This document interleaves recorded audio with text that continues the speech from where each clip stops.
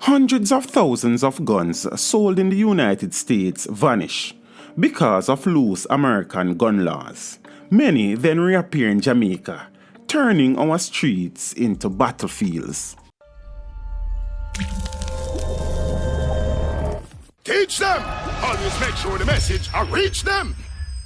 While the gun control debate has flared in the United States for decades, most recently after the mass shootings in El Paso and Dayton, American firearms are pouring into neighboring countries and igniting record violence, in part because of the federal and state restrictions that make it difficult, or sometimes nearly impossible, to track the weapons and interpret smuggling networks. In the United States, the dispute over guns focuses almost extensively on the policies, consequences, and constitutional rights of American citizens, often framed by the assertion, guns don't kill people, people kill people, and that the reckless acts of a few should not dictate access for all. But here in Jamaica, there is no such debate. Law enforcement officials, politicians, and even gangsters on the streets agree.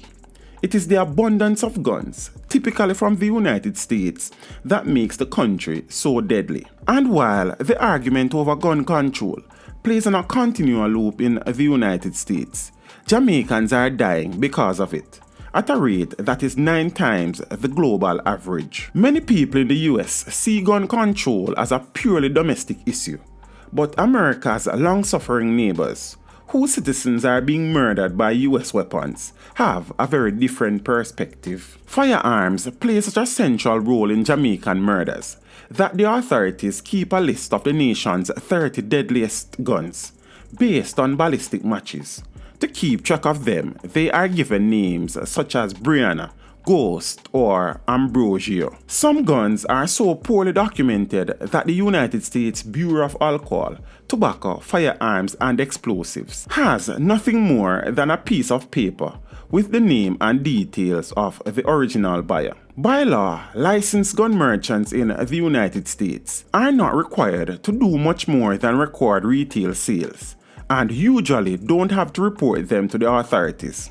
After that, if a gun is stolen, lost, or handed to someone else, paperwork is only sometimes required. Only a few American states mandate the registration of some or all firearms. In several other states, it is explicitly prohibited, and there is no national comprehensive registry of gun ownership. The federal government is forbidden to create one. Hundreds of thousands of guns leak out of the United States and overwhelm countries like Jamaica. Jamaica's own gun laws are relatively strict, with fewer than 45,000 legal firearms in a country of almost 3 million. But it is awash in illegal weapons.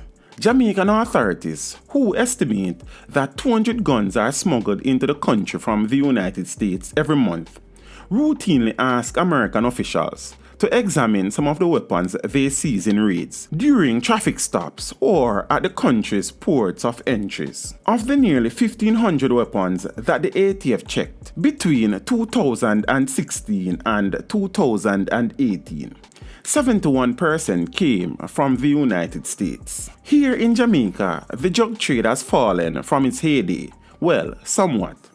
Organized crime has been fractured, at least to an extent. Instead, guns in Jamaica are often used in petty feuds, neighborhood beefs, and turf wars that go back decades, to when political parties authored the majority of the country's violence. Because guns are so plentiful, small insults and old vendettas that might otherwise leave few casualties grow more dangerous, not just for the combatants, but also for anyone who happens to be in the way. A lot of violence is the result of people settling their disputes, and with all the guns in the country, it is easy to settle things this way. The early factors, the politics, and international jugs are gone for the most part. Even some of the gang members agree they are often fighting over small stakes, and sometimes no financial stakes at all. I mean, with or without the guns, we will still fight, said one gang leader in Kingston. But the guns make it deadlier. there would be a big difference without as many guns. President Ronald Reagan had signed a bill that prohibited the creation of any sweeping national gun registry, a pivotal piece of legislation in the history of American gun law. The law effectively ruled out a federal system of tracking all firearms. American guns regularly torment Jamaican officials. Most firearms used in crimes are orphans of a system that seems geared to forget them. Purchased legally, they eventually fall into the vast ocean of what the ATF estimates to be more than 300 million guns circulating in the United States. Their chain of ownership often irrevocably broken. This is a stereotypical crime gun.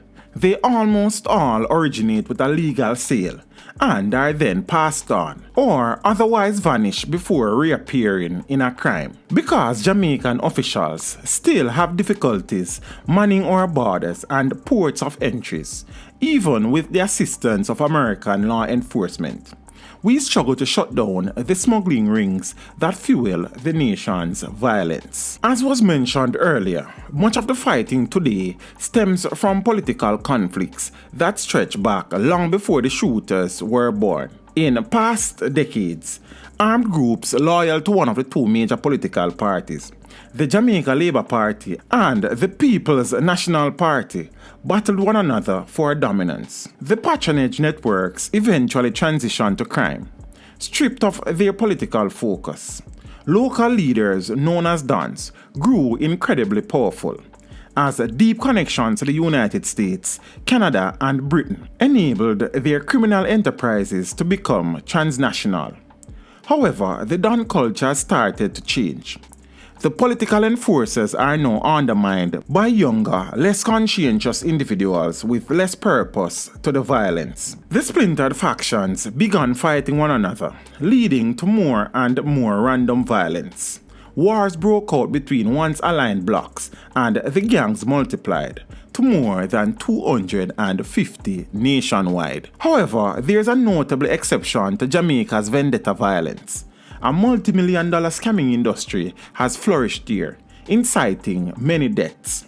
The scammers who swindle American citizens into sending money or divulging their bank account information are well financed and capable of building armories to battle their competitors. The weapons, like other illicit arms in Jamaica, arrive in containers aboard the hundreds of ships that come to the island each month. Often, they slip through in small batches, broken down into parts and hidden in freezers or car engines to evade inspectors. Of course, not all illegal guns in Jamaica come from the United States, but firearm trafficking from the US is a big problem. It should also be noted that some smugglers have started bringing in guns through Haiti, often in exchange for meat or marijuana. Criminal networks like those in the scamming industry also turn to straw buyers in the United States. People who purchase the guns legally and send them to Jamaica, either complicit, misled, or uninterested in how they are used. Teach them! Hey, yo, hello! Send the message and make it reach them. It's teach them. Right here, Warlord representing. Thank you for watching. Please leave a comment below. Remember to like and share the video. Don't forget to subscribe for more awesome content. Follow me on social media and check out the suggested videos on screen. This is Teach saying, until next time, walk good, my friends.